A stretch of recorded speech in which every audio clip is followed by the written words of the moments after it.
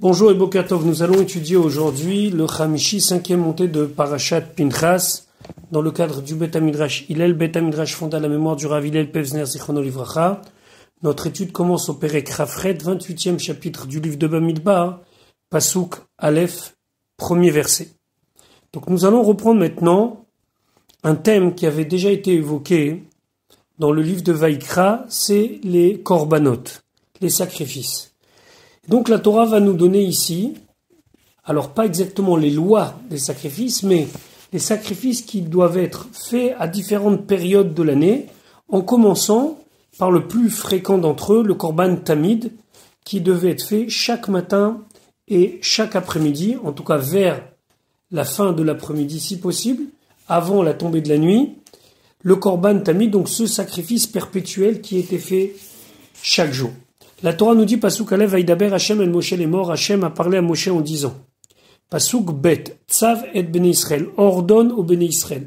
Malgré que le korban tamid, techniquement parlant, va être fait par les Kohanim, mais ici il faut rappeler l'importance du korban tamid au Bnei Israël. Vers Martha Elem, et tu leur diras, Et korbani, mon korban, mon sacrifice. Ici ça désigne le sang qui était aspergé sur le misbéar, sur l'autel. Lachmi, mon pain, désigne les morceaux qui étaient brûlés sur le misbéach. Les ishaï, qui sont mis sur mon feu. Reach nechochi, une odeur agréable pour moi.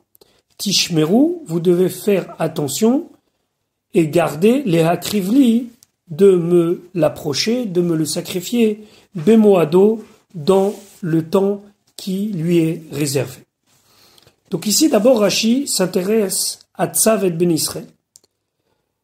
Quel est le lien entre ce que nous avons vu avant, où Moshe Rabbeinu nous demande un successeur, et ici les korbanot, et par le premier d'entre eux, le korban tamid.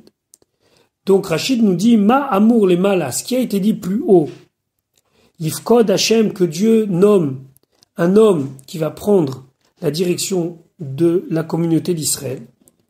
Alors à cela, Amar lo Akadosh Baruch Hu lui a dit, Ad she'ata metzaveni al banai, avant que tu me donnes des ordres sur mes enfants, que je dois leur trouver un chef, Tzavé et banai alai, ordonne à mes enfants me concernant, c'est-à-dire rappelle-leur leur devoir de sacrifier chaque jour.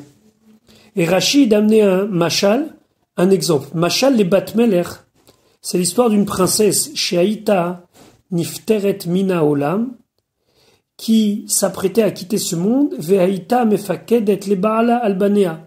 Elle donnait des dernières recommandations à son mari concernant ses enfants. Kedeita besifri, comme c'est marqué dans le Sifri. Alors qu'est-ce qui est marqué dans le Sifri? Le Sifri nous parle d'une princesse qui, avant de quitter ce monde, elle a dit à son mari, je te demande s'il te plaît, fais attention à mes enfants. Lorsqu'on dit Baala, il semblerait que son mari, lui, n'était pas un prince, n'était pas de lignée royale. Alors, le mari de la princesse lui dit, avant que tu me mettes en responsabilité de tes enfants, dis à tes enfants aussi qu'ils doivent être en responsabilité par rapport à moi, qu'ils ne se révoltent pas contre moi, ou qu'ils me manquent de kavod, puisque lui n'était pas de lignée royale. La même chose, Akadosh Baruch Hu dit à Moshe Rabbeinu. Donc Moshe Rabbeinu ici, il semblerait qu'il soit la princesse. Avant que tu me demandes de t'occuper des enfants, c'est-à-dire des Bnei Israël, dis à tes enfants qu'ils m'ordonnent en me sacrifiant des korbanot et qu'ils ne se révoltent pas contre moi. Donc ici on voit l'image d'Akadosh Baruch Hu qui aux yeux des Bnei Israël est comme un simple mari, et il rappelle à la princesse, c'est-à-dire Moshe Rabbeinu, parle à tes enfants que d'abord ils doivent me respecter. Et donc, c'est ça le lien. Toi, tu veux que je m'occupe de tes enfants et que je nomme un successeur, d'abord qu'eux s'occupent de moi et qu'ils me fassent un sacrifice perpétuel. Korbani, mon sacrifice, c'est quoi Korbani?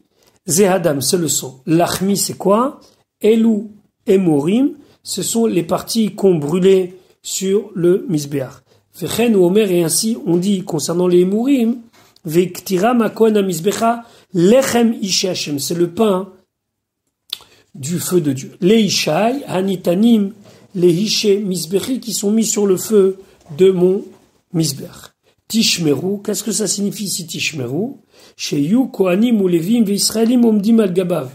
Que Kohanim, par leur service, Lévim, par leur chant et leur accompagnement, et Israélim, soient sur le Korban, ceci 2 fois par jour et tous les jours de l'année. Mikan, Lamdou, Vitiknu, Mahamadot, de là, les Chachamim, ils ont appris qu'il fallait instituer les Mahamadot. Qu'est-ce que sont les Mahamadot? Alors le Rambam, dans l'Ilchot Kelei Hamikdash, il explique la chose suivante. C'était impossible que tous les jours, tous les Bnei Israël soient là présents pour le Korban Tamid du matin et le Korban Tamid de l'après-midi. Et ceci tous les jours. C'est pour ça que les Nevim Arishonim, les premiers prophètes, ils ont fait une takana. Qu'il fallait une représentation des Kohanim, des Lévim et des Israélim, qui sont comme les Shluchim, les émissaires de l'ensemble de la communauté, et on appelle ça les Mahamadot.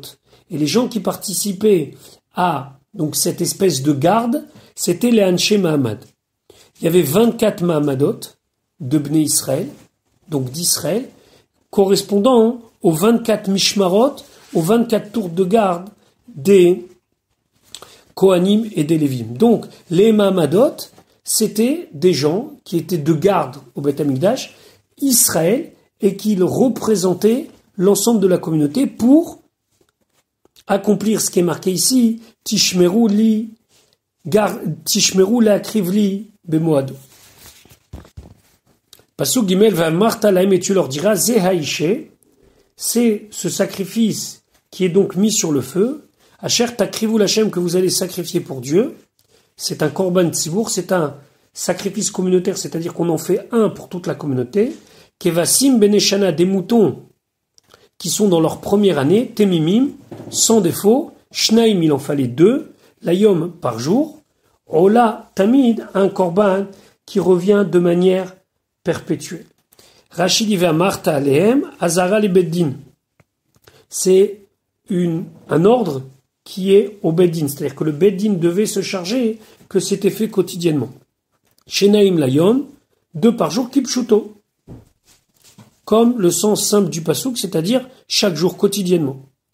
Veikaro bal et lamed, et le sens principal, ça vient nous apprendre, chez Yu nishratim kenegedayom, que lorsqu'on fait la shrita, ça doit être face au soleil, c'est-à-dire tamid shel shachar bema'arav, le tamid shel shachar était fait à l'ouest, et shel ben arbaim, mais celui de l'après-midi, bemizracham shel tabaot, à l'est des anneaux. Alors il y avait au Beth Amikdash un endroit où il y avait des anneaux. Ces anneaux, c'était là où on bloquait le cou de la bête pour pouvoir le faire la shrita et après préparer la bête. Maintenant, il y avait des anneaux qui étaient face au soleil et des anneaux qui donnaient le dos au soleil. Ça dépendait où l'anneau se plaçait et où le soleil se plaçait. Alors, pour être face au soleil au moment de la shrita, il fallait utiliser un anneau qui était du côté ouest. Et lorsque c'était le korban de l'après-midi, il fallait utiliser un anneau qui se trouvait du côté. C'est très simple, parce que le soleil se lève à l'est, et donc il fallait se mettre à l'ouest pour pouvoir voir le soleil face à soi, et le soleil se couche à l'ouest. Donc l'après-midi, pour avoir le soleil face à soi, il fallait utiliser des tabaot, des anneaux qui étaient du côté est. Pasuk Dalet, et à keves echad, un mouton, des 2 moutons, ta'aseh baboker, tu feras le matin, ve'et à keves hasheni, le deuxième mouton, ta'aseh ben arbaim, tu vas faire l'après-midi. Alors quand on dit ben arbaim, en vérité, c'est 1 demi-heure après le début de Chatzot, c'est-à-dire Chatzot, ça désigne le milieu de la journée. 1 demi-heure après, on considère que le soleil, il est dans sa face descendante, donc on peut déjà faire le korban tamid shel ben arbaim.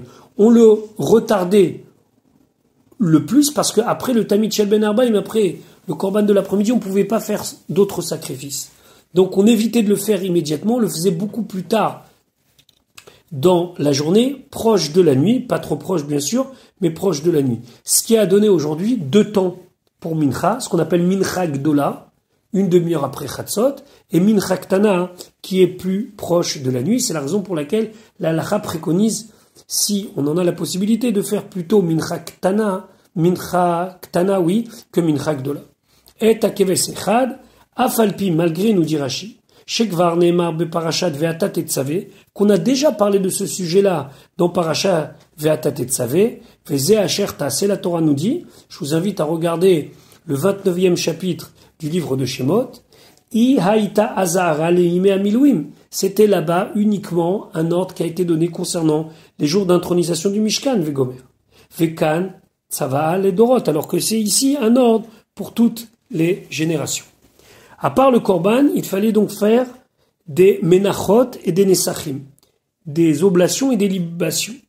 Donc Pasouké va à Sirita Efa, donc on devait amener avec le Korban 1/10 de Efa, qui correspond au volume à peu près de 43 œufs, solette de farine de blé, les mincha comme oblation, et on amenait aussi bien sûr des nesachim, des libations, beloula beshemen katit, qui donc cette quantité de farine, elle était mélangée avec de l'huile d'olive concassée, revi itaïn, un quart de hin qui représente le volume de 3 login. Solet le mincha, pourquoi on appelle ça solet le mincha? Minchat nesachim, parce que c'est une oblation qui est accompagnée aussi de libation. Pasuk vav, olat tamid, donc c'est un sacrifice perpétuel à Asuya, qui était fait Be'ar Sinai, près du Har Sinai, les reach nechoar, pour une odeur agréable, Ishel Hashem, c'est donc un feu pour Dieu. Maintenant, pourquoi on nous rappelle ici le Har Sinai? Rachid expliquait à Asuya Be'ar Sinai, qui est otam shenasu bimei amelouim, comme ceux qui ont été faits près du Har Sinai au moment de l'intronisation du Mishkan. Davar acher, une autre explication, à Asuya Be'ar Sinai, ikish olat tamid, le olat Har Sinai. On a juxtaposé deux sujets, le olat tamid, c'est-à-dire le korban qui était perpétuel, et le korban qui a été fait sur le Har Sinai. Shinit Kareva, l'ifne Matan Torah, qui a été fait avant Matan Torah. Chez Katouv Ba, c'est marqué là-bas, Vayasem Ba'aganot, qu'il a mis le sang dans des récipients, ainsi que tout ce qu'il fallait faire était donc déposé dans ces Aganot. Mais la Med, de là on apprend chez Teruna Keli, que le Korban Tamid, lorsqu'il était préparé, il devait être déposé dans un ustensile. Ceci vient nous exclure d'autres sortes de sacrifices où c'était déposé dans la main et on aspergeait de la main au misbéach. Ici, comme au Har Sinai, c'était stipulé qu'il fallait aganot, des kelim. Alors ici aussi, on nous précise que le korban tamid devait être déposé dans des ustensiles et procéder après à tout le cérémonial. Pasuk zayin venisko. Donc maintenant, c'est la libation revi taïn. C'est un quart de hin, donc le volume de 3 login. Je vous rappelle que ce n'est pas la même chose que l'huile qui était mélangée avec la farine. La keves haïchad pour un mouton, ba kodesh aser, dans l'endroit saint, c'était versé. Neser, un versement, shechar lachem, de boisson alcoolisée pour Dieu, c'est-à-dire que ce vin devait être assez vieux, il devait avoir assez d'alcool pour être considéré comme du vin shechar. Rashi Venisko, Yain, c'était uniquement du vin, salibation. Bakodesh Aser, à la misbéar, itnasechu, sur le misbéar, il devait être versé.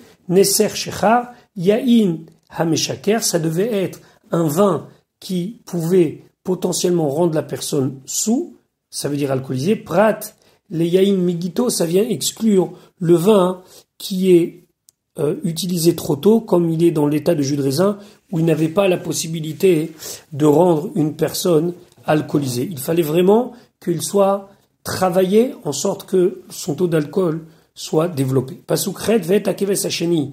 Et le deuxième mouton, Tassé ben Arbaim, tu le feras l'après-midi. Kemincha taboker, comme l'oblation du matin, Uchnisko, et comme sa libation, Tassé, tu feras, Isher riach nechoach lachem, un feu, odeur agréable pour Dieu. En quoi c'est une odeur agréable pour Dieu?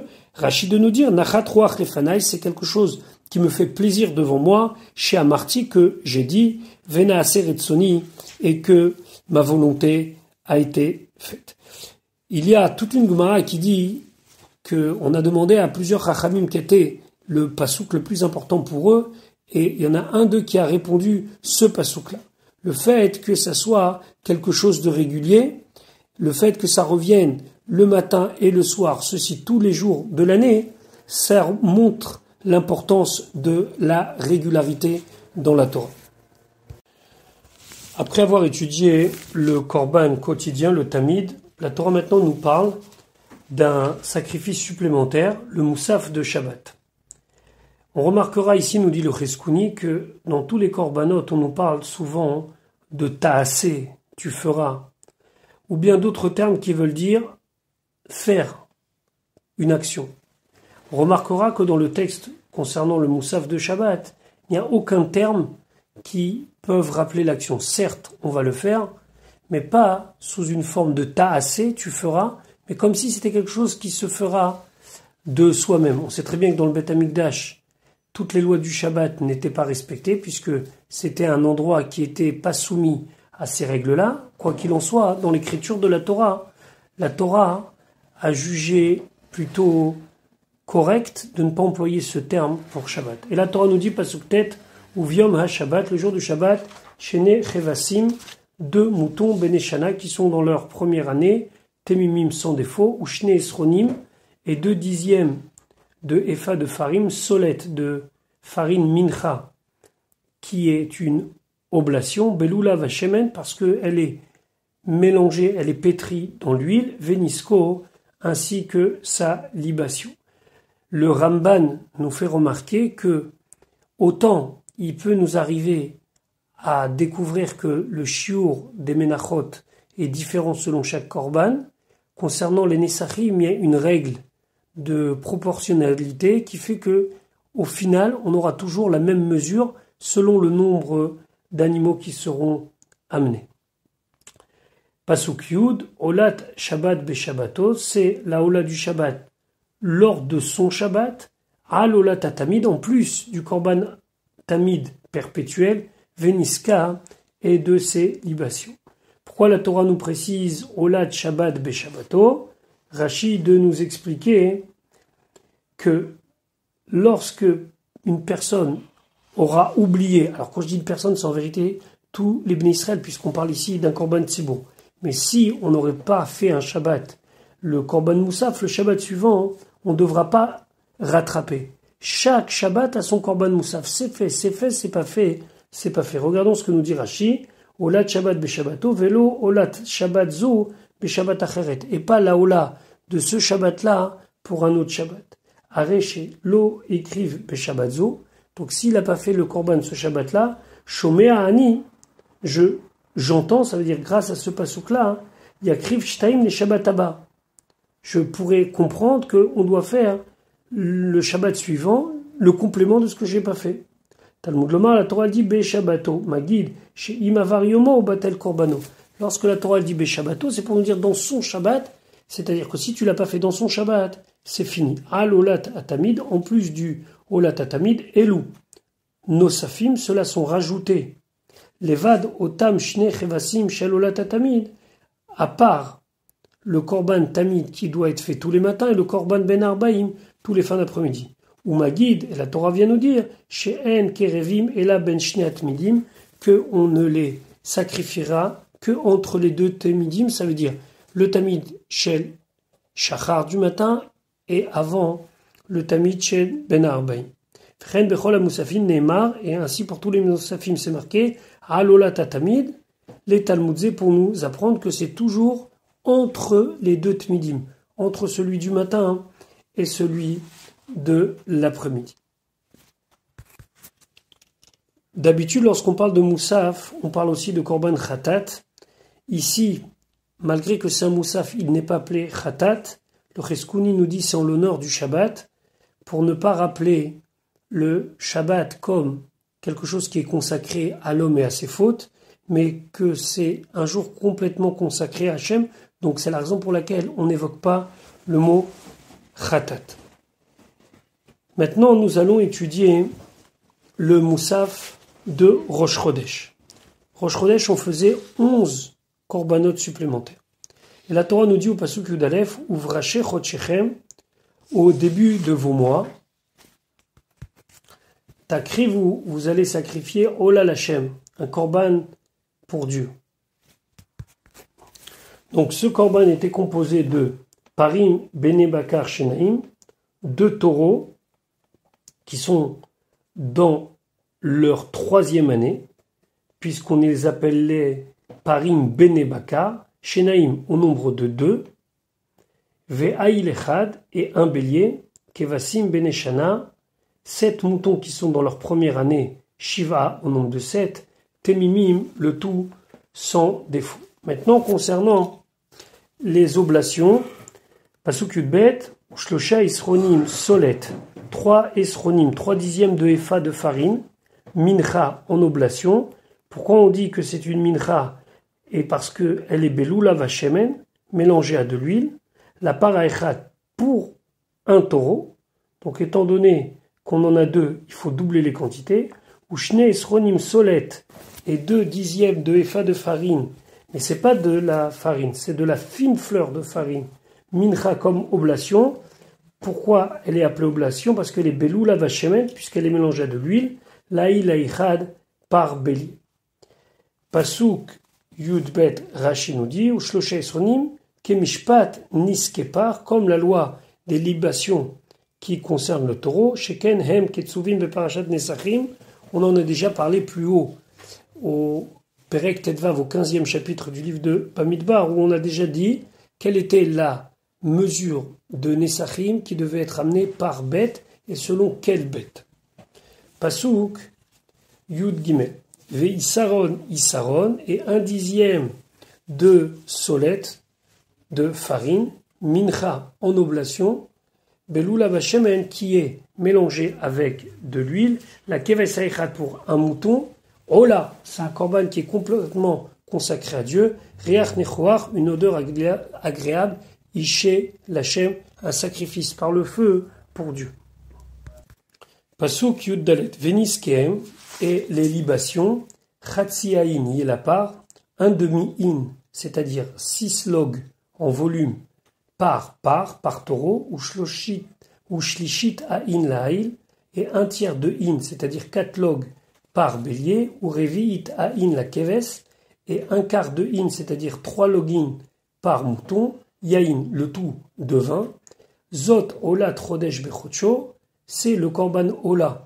Donc c'est l'holocauste, comme ça on traduit en français, mais ça veut dire que c'est un korban qui est complètement consacré à Dieu chaque mois pour son mois, selon le principe Avar Zmano Batel Korbano, si le jour est passé, c'est fini, les Chotcha Shana, et ceci pour tous les mois de l'année.